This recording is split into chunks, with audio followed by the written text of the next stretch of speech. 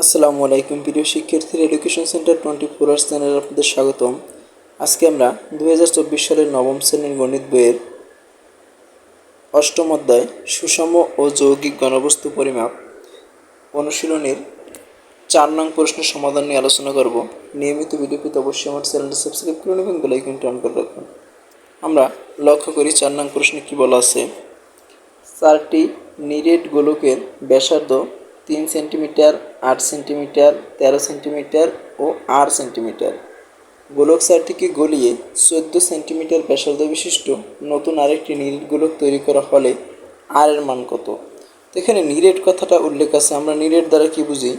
নিরেট হলো যে এমন একটা গোলক, এই যেমন এই গোলকটি, যেটা সম্পূর্ণটা যেই পদার্থ দিয়ে গোলকটা তৈরি, যদি লোহার গোলক হয় তাহলে সম্পূর্ণটা লোহা দিয়ে তৈরি, অর্থাৎ কোনো ফাঁপা নাই, পাইপের মতো ওরকম কোনো ফাঁপা নাই। এভাবে সম্পূর্ণটা লোহা দিয়ে তৈরি, বা প্লাস্টিক হলে প্লাস্টিক দিয়ে তৈরি, এরকম গোলককে বলা হয় নিরেট গোলক।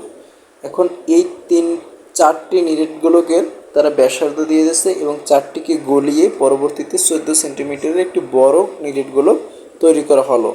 এখন প্রশ্ন হলো আর এর মান কত? আমরা সমাধান লক্ষ্য করি।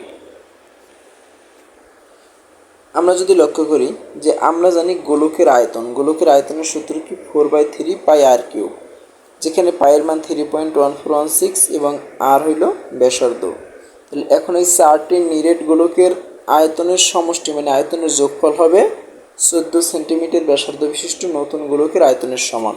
কারণ আমি ওই 4টি গলিয়ে 14 সেন্টিমিটারের নতুন গোলকটি আমি তৈরি করছি। তাহলে ওই 4টির আয়তনের যোগফল হবে 14 সেন্টিমিটারের গোলকটির আয়তনের সমান। তাহলে এখন আমরা 4টি গোলকের আয়তন যদি আমরা যোগ করি, যে প্রথম গোলকের আয়তন 4/3 পাই আর কিউবের পরিবর্তে 3 কিউব দিয়ে দেব।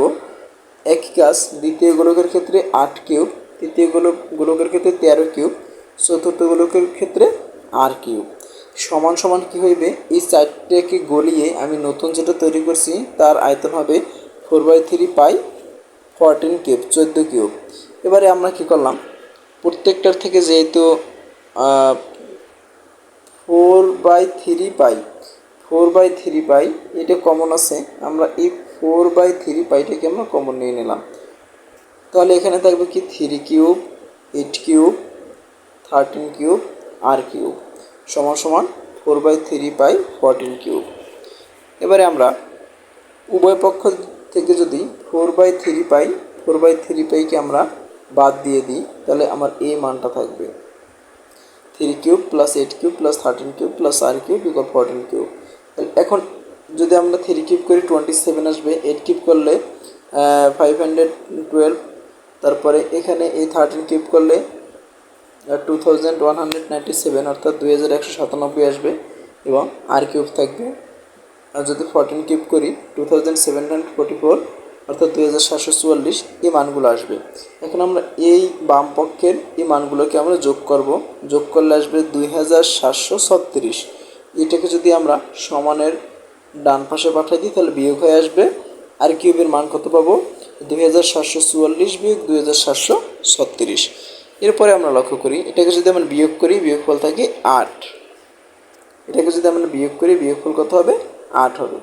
তো এখন এই কিউবকে যদি আমি সমানের ডান পাশে পাঠাই তাহলে এই কিউবটা কি ঘনমূলকারে আসবে। তাহলে এখন 8কে যদি আমরা ক্যালকুলেটর দিয়ে ঘনমূল করি তাহলে আমাদের আর এর মান 2 আসবে। তাহলে আমাদের যে কোশ্চেনে আর এর মান ছিল, আমরা আর এর মান পেয়ে গেলাম 2 সেন্টিমিটার। আশা করি আপনারা অঙ্কটি সম্পূর্ণভাবে বুঝতে পারছেন। সম্পূর্ণ ভিডিওটি দেখার জন্য ধন্যবাদ।